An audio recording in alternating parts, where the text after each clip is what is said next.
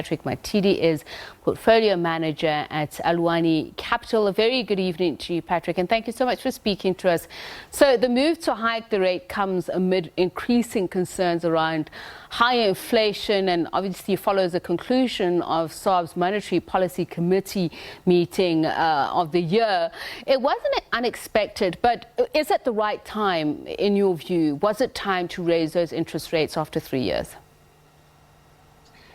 Good evening, and thanks for having me. Indeed, we have been seeing signs of inflation ticking up. If you look at the last few months' reading, we are sitting at about 5% CPI year on year. This is against the target band of 3 to 6%, and the midpoint of that being about 4.5%. So 4.5% versus 5%, it is indeed on the wrong side of that band. I guess, if you look at the quantum of the rate hike, it is not that material, 25 basis points. This is compared to this quantum of the rate cuts that we saw Q2 last year, which cumulatively equate to about 350 basis points. So in that context, I guess the timing is, we had to start somewhere because the last thing the economy needs is for inflation to run way ahead of expectations and then force the MPC to start hiking aggressively as opposed to the first steps of 25 basis points.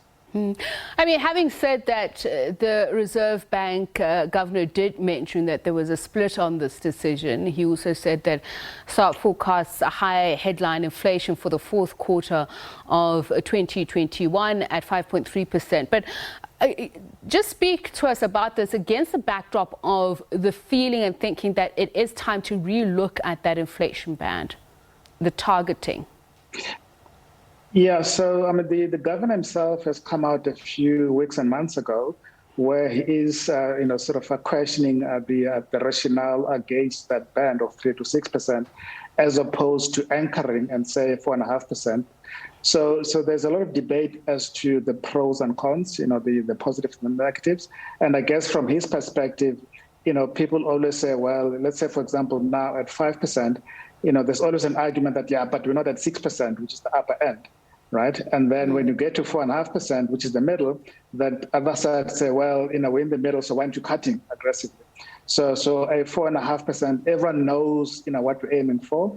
And then it takes away a lot of the ambiguity, which is key in terms of inflation expectations and therefore business planning with regards to what they can expect, from an interest rate response point of view from the MPC. I mean, it's all very well us talking about this at a high level, Patrick. Many consumers feeling squeezed at the moment.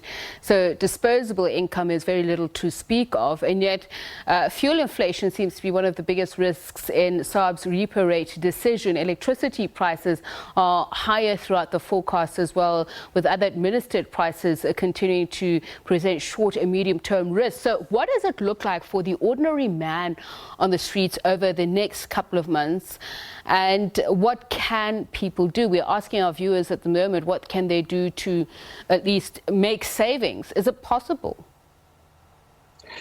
So I guess that's why we found there was a split in the MPC with regards to whether to hike or leave rates unchanged, because those who are perhaps in the camp of leaving interest rates unchanged have actually got those concerns in mind with regards to the impact on the consumer and therefore the broader economy. Certainly, from a consumer point of view, one should never have unnecessary debt.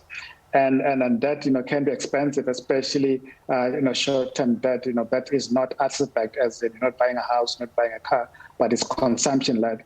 So try and very much and live within your means.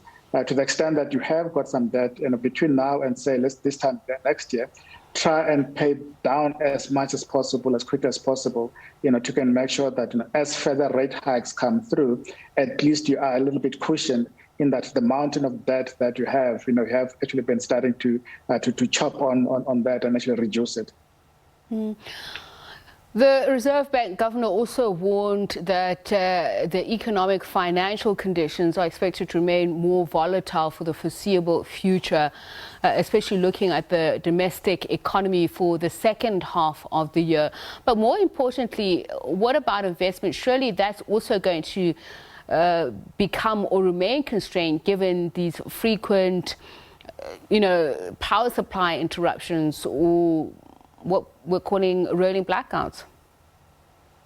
Yeah, so unfortunately, the conditions on the ground are not that supportive for new investments, especially investment that is heavily dependent on a steady power supply. And looking back, from a confidence point of view, unfortunately, the unrest that we saw in July, that did have an impact in terms of confidence, and we are likely to see that also impacting on the second quarter numbers from a growth point of view, and therefore, pulling back the expectation for the full year from a GDP growth point of view.